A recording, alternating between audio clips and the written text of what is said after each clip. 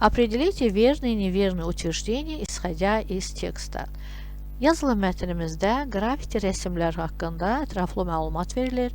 Qrafiti küçə incəsənət növüdür. Bu, müxtəlif binaların, qatarların, köhnə binaların, divarların və yaxud hər hansı bir ictimai yerlərə çəkilən küçə resimləri haqqında olan bir məlumatdır. Qrafitini çəkən insanlara qrafiti writer, yəni qrafiti rəssamlar deyilir. Həmçinin bu qrafiti resimləri müxtəlif boya balonları, spreylər, markerlər və boyalar vasitəsilə yaradırlar. Köhnə Bakının küçələrində biz tez-tez qrafitilərə rast gəlirik.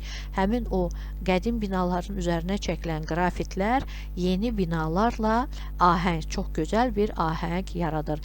Və qrafiti canlı orqanizm kimi tez-tez dəyişir, çünki bəziləri köhnəldiyi üçün onların yerinə yeniləri yaradılır. Мәтіннен irəli gələrək, граффити – это живой организм, который способен изменяться, верно?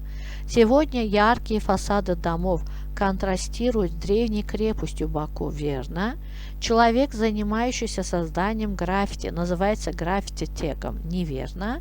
И маркеры и краски при создании граффити в наши дни применяются редко, неверно.